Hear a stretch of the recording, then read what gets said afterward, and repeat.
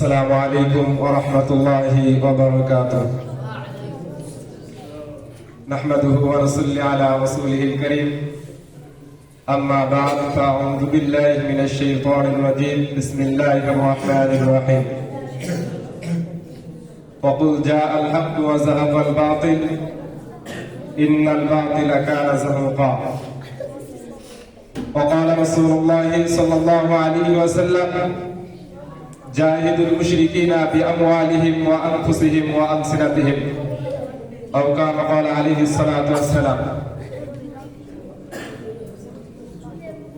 অধ্যক্ষের কাসর জামিয়া ইসলামিয়া মাদ্রাসার কর্তৃক আয়োজিত বার্ষিক জলসা ও সেমিনারের সম্মানিত সভাপতি, বিজ্ঞ বিচারক মণ্ডলী ও সুদঙ্গ পরিচালক ভাইরা এবং আমার সামনে বসা বাংলার দূর দূরান্ত থেকে আগত এলেন পিপাসু ছাত্র ভাইরা, সকলকে আমার পক্ষ থেকে জানাই আন্তরিক মুবারকবাদ।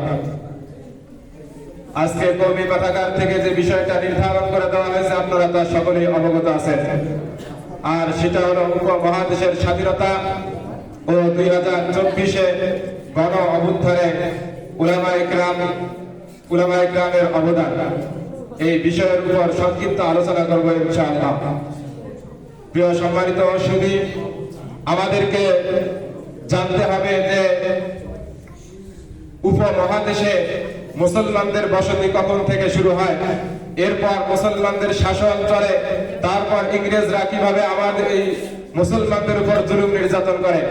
মুসলমানরা এই উপমহাদেশের মধ্যে হযরত উমর রাদিয়াল্লাহু তাআলা আনহুর খিলাফতকালে আগমন করে। এরপর এখানে এসে তারা এই উপমহাদেশের বিভিন্ন অঞ্চলকে জয় করে।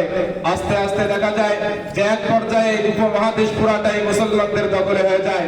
এমনকি এই উপমহাদেশ আমাদের মুসলমানরা এই উপমহাদেশ 800 বছর পর্যন্ত ইসলামের শাসন কায়েম রাখে।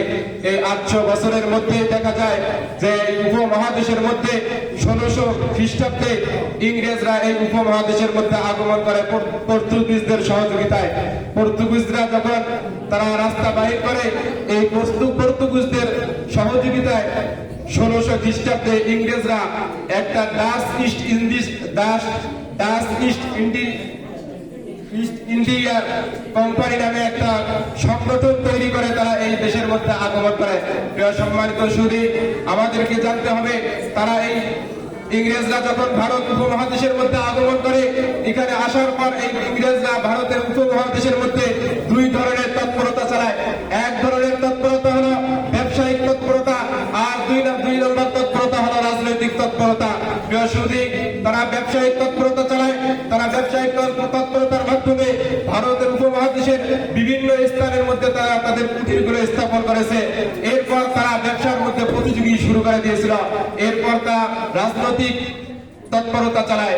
এভাবেই তারা আস্তে আস্তে দেখা যায় যে রাজনীতির মধ্যে হস্তক্ষেপ শুরু করে দেয়। এমন একটা পর্যায়ে আসে যে দেখা যায় যে পলাশির যুদ্ধ সংগঠন হয়ে যায়।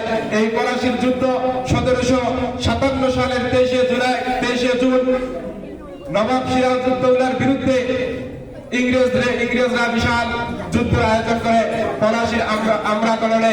সেখানে আমাদের দেশের কিছু মির্জাফর, বিশ্বাসঘাতক মির্জাফর, জগৎ শেঠ, রাজদুল্লভ এবং ঘসেটি বেগম, এদের কারণেই দেখা যায় যে নবাব সিরাজউদ্দৌলা তা ইংরেজদের বিরুদ্ধে পরাজয় বরণ করে। এরপর শুরু হয়ে যায় ইংরেজদের জুলুম নির্যাতন, এমনকি তারা শুরু করে দেয় জুলুম নির্যাতন। এইভাবেই শুরু হয়ে যায় আমাদের উলামায়ে দেওবন্দের আন্দোলন। আমাদের উলামায়ে দেওবন্দ শাহ ওয়ালিউল্লাহ মুহাদ্দিস রাহমাতুল্লাহ আলাইহি তিনি লেখনের মাধ্যমে আন্দোলন শুরু করেন। এরপর শাহ আব্দুল আজিজ রাহমাতুল্লাহ আলাইহি তিনি দাপ্তরিক ভাষায় ঘোষণা দেয় যে এখন ভারত দারুল হরব হয়ে গেছে, শত্রু কবলিত এলাকা হয়ে গেছে, এজন্য আমাদের প্রত্যেকটা মুসলমানের জন্য ফরজ হয়ে গিয়েছে ইংরেজদের বিরুদ্ধে জিহাদ করা। এভাবে আন্দোলন শুরু হয়ে যায়। এক পর্যায়ে দেখা যায় এই আন্দোলন চলতে চলতে 1857 সাল পর্যন্ত যায়। সেখানে এমন এক আন্দোলন শুরু হয়ে যায় সিপাহী বিদ্রোহ। এই সিপাহী বিদ্রোহের পর সিপাহী বিদ্রোহ সংগ্রাম শুরু হলে দেখা যায় আমাদের কিছু বিশ্বাসঘাতক আর ইংরেজদের অত্যাধুনিক মরণ যন্ত্র এবং বিশাল বাহিনীর কাছে আমাদের সিপাহী বিদ্রোহী আন্দোলন সফল হতে পারে নাই। এরপর থেকে শুরু হয়ে যায় আমাদের আলেমদের উপর নির্যাতন। এভাবে আলেমদেরকে নির্যাতন করা হয়। নির্যাতন করতে করতে প্রায় 90 দশক পর্যন্ত, 90 বছর পর্যন্ত আলেমদেরকে নির্যাতন করা হয়। ভারত উপমহাদেশে এই ব্রিটিশরা নির্যাতন চালায়। এরপর 1947 সালে এসে আমাদের যে আলেমরা আছে তাদের তত্ত্বাবধানে এই ভারত উপমহাদেশ 1947 সালে এসে 15 আগস্ট এই উপমহাদেশ স্বাধীন হয় দুইটি রাষ্ট্রে। এক রাষ্ট্র হলো মুসলিম সংখ্যাগরিষ্ঠ রাষ্ট্র পাকিস্তান, আর দ্বিতীয়টা হয় হিন্দু অধ্যুষিত এলাকা ভারত। এভাবেই শুরু হয়ে যায় আমাদের, এভাবেই শেষ হয়ে যায় আমাদের উপমহাদেশের স্বাধীনতা।